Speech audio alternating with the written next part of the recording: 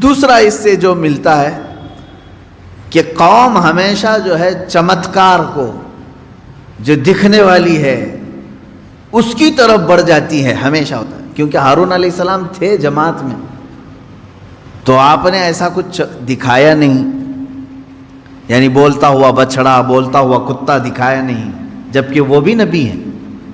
اور سامری نے دکھا دیا تو قوم نے کس کی طرف رخ کیا؟ سامری کی طرف.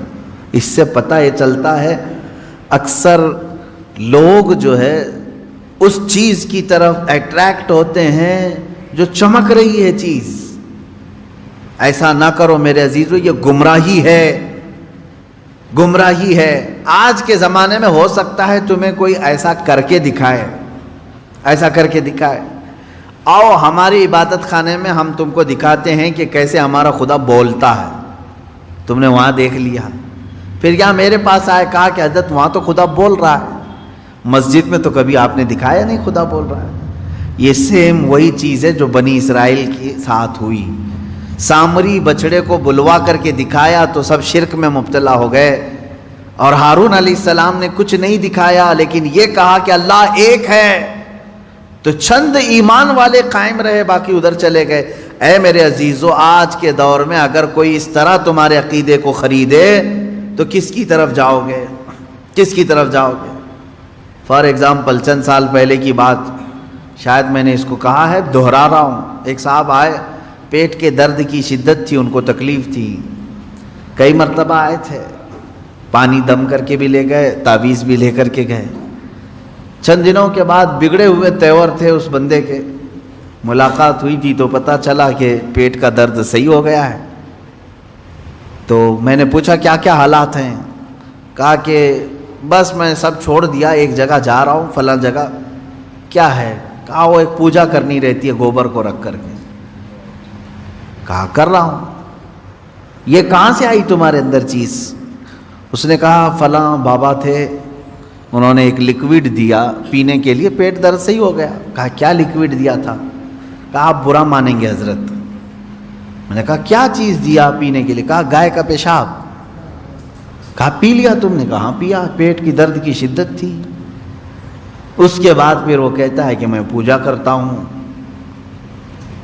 یہ ہے عزیزان گرامی وقار، شیطان ابلیس لعین ہو سکتا ہے تھوڑی دیر تمہاری بیماریوں کو سن کر کے دکھائے، ہو سکتا ہے تھوڑی دیر تمہاری بیماریوں کے اوپر پردہ ڈال کر کے دکھائے تاکہ تمہارا عقیدہ خراب ہو جائے، تم یہ سوچنے لگ جاؤ کہ نہیں یہاں سے شفا ملتی ہے. ایمان والا وہ ہے جو ایوب علیہ السلام کے نقش قدم پر چلے ہیں کہ بدن میں پورے کے پورے چھالے پڑ جائیں، جسم کٹ جائے، تب بھی ایوب علیہ السلام کا ایمان یہ تھا کہ شفا میرا مولا ہی دے گا، شفا میرا اللہ دے گا.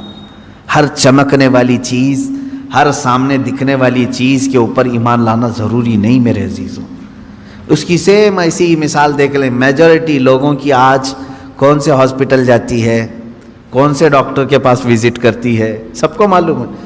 بیچارے آج BHMS اور BUMS والوں کی بھی حالت یہ ہو گئی ہے کہ وہ لوگ بھی ایلوپیتھک ہی پریکٹس کرنا چاہتے ہیں، ان کی فیلڈ نہیں ہے. وہ BHMS ہیں، BUMS ہیں.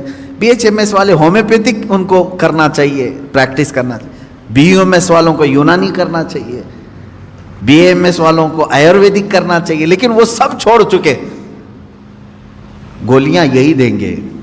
تم کو ڈولو چاہیے، ڈولو لے لو. وجہ کیا ہے؟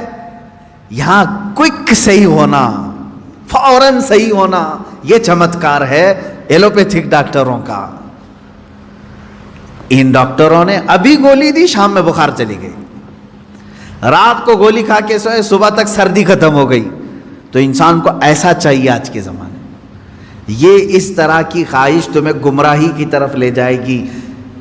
کیوں میرے عزیزو؟ انہی ڈاکٹروں سے پوچھ لینا جنہوں نے آپ کو فوراً صحیح کر دیا ہو، ایک دن میں صحیح کر دیا ہو.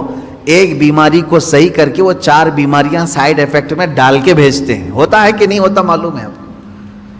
ہر ایک دوا کا سائیڈ ایفیکٹ ہے. یہ خود ایلوپیتھک پورا مطلب جو پینل ہے وہ خود کہتے ہیں. اب ہونا یہ چاہیے، ایک ڈاکٹر صاحب ہیں BUMS ہیں، اور اس کی تھوڑی بہت ہمیں شدھ بدھ ہے یونانی دوائوں کی. میری ان سے بات ہو رہی تھی، میں نے کہا کہ ڈاکٹر صاحب یہ بہت اچھی لائن ہے، اس کو آپ امپروو کریں، ان دواؤں کو اور لائیں. تو انہوں نے کہا کیا کریں حضرت، بات ایسی ہے کہ ہمارا اثر دیر سے دکھاتا ہے اور لوگوں میں اتنا صبر نہیں ہے. وہ اسی چیز کی طرف جاتے ہیں کہ جمعہ کو گولی کھائیں سنیچر کو فٹ ہو جائیں، ایک دن کا ان کو چاہیے. اسی لیے ہم نے خود اپنی لائن چھوڑ دی ہے، پریکٹس اس پر کر رہے ہیں، دوائیاں وہی دے رہے ہیں. عزیزان گرامی وقار، یہ چیز زندگی میں بھی ہو رہی ہے، ہمارے زندگی میں بھی. بنی اسرائیل نے وہاں پر دو معاملات تھے، ایک طرف ہارون علیہ السلام ہے جو کہہ رہے ہیں اللہ ایک ہے اور اس کی بڑی طاقت ہے، نہیں مان رہے تھے ان کی بات. کس کی طرف گئے؟ وہ سامری کی طرف، کیونکہ وہ دکھا رہا تھا، بچڑے کو بولنے کے قابل بنا کر کے لوگوں کے سامنے لائیو دکھا رہا تھا، اس کی طرف چلے گئے. اس کا مطلب یہ ہوا کہ ہر لائیو دکھنے والی چیز حقیقت نہیں ہوتی. ایمان کو اپنے سنبھالو. یہ باتیں میں اس لیے کر رہا ہوں، ان قریب دجال کے زمانے کا آنے کا زمانہ قریب آ چکا ہے. دجال کے آنے کا زمانہ ان قریب ہے. وہ اس سے بھی بڑے چمتکار دکھائے گا، تب آپ کیا کریں گے؟ اسے خدا کہہ دیں گے. وہ زمین سے سبزے اگا کر دکھائے گا، بارش برسا کر دکھائے گا، کسی مردے کو زندہ کر کے دکھا دے گا. یہ اتنی بڑی چیزیں ہیں کہ لوگوں کا عقیدہ ڈاواڈول ہو جائے گا. اس لیے میں کہہ رہا ہوں کہ ابھی سے ایمان اتنا مضبوط رکھو. میں نے اللہ کو دیکھا نہیں، اللہ ہے، اور میرے نبی نے فرمایا وہ ایک ہے، میں ایک ہی خدا مانتا ہوں، اور اس سب سے بڑا طاقت والا ہے وہ بھی میں تسلیم کرتا ہوں. یہ عقیدے ایسے ہیں جو غائبانہ طور پر تمہیں کوئی بھی طاقت ہلا نہ سکے. تھوڑی سی گولیاں تمہیں پریشان نہ کریں. تمہارے بچوں کی بیماری میں کسی نے اگر ہاتھ رکھ کر کے صحیح کر دیا تو اس کی طرف یہ نہ سمجھ لو کہ یہی سب سے بڑا شفا خانہ ہے. نہ، شفا اللہ ہی کی طرف سے ہے. اب یہاں بات جو چل رہی تھی بچڑے کی، اس میں اور ایک بات، دو چیزیں میں نے ذکر کیا. موسیٰ علیہ السلام کا جو اتنا گیپ تھا، یہ قوم میں گمراہی پیدا کر دیا.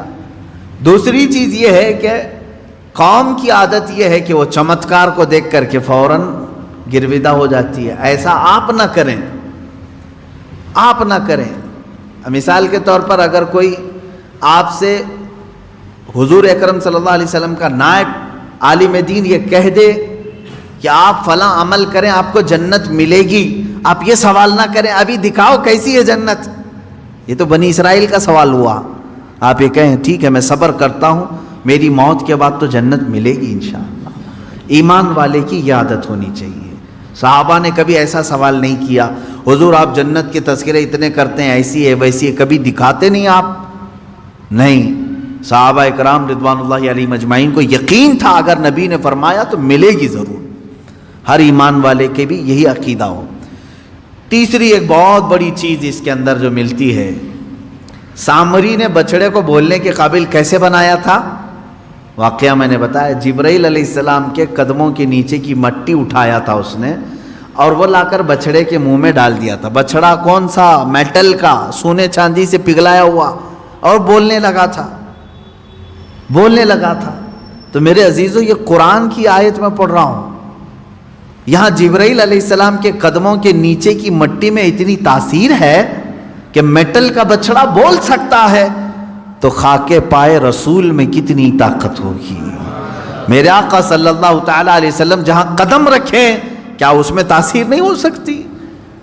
اسی لیے تو مدینے کی مٹی کو خاک شفا کہا جاتا ہے. کیوں؟ خاک شفا کا مطلب ہے شفا دینے والی مٹی. یہ مٹی میں شفا کہاں سے آئی؟ اس لیے کہ قدم رسول اللہ کے پڑے ہوئے ہیں، میرے آقا صلی اللہ تعالیٰ علیہ وسلم کے قدم پاک. اب آپ اندازہ کریں ایک بے جان چیز کو بولنے کے قابل بنایا جا سکتا ہے، تو جو گونگے ہیں بول نہیں سکتے، میرا عقیدہ یہ ہے کہ رسول پاک صلی اللہ تعالیٰ علیہ وسلم کی کوئی تبرک انہیں دے دیا جائے تو انشاءاللہ ان کی زبان بھی کھل جائے گی. زبان کھل سکتی. بے جان بچڑا بول سکتا ہے، تو جس کو آلریڈی زبان ہے، تتلاتا ہے، ہکلاتا ہے، منہ مبارک کا پانی پلایا جائے، رسول کریم صلی اللہ علیہ وسلم سے متصل جو بھی تبرک ملے اسے پیش کیا جائے۔ میرا یقین ہے انشاءاللہ اللہ اسے اس کی برکت سے شفا ضرور عطا کرے گا۔ یہ چیزیں تھی بچھڑے کی۔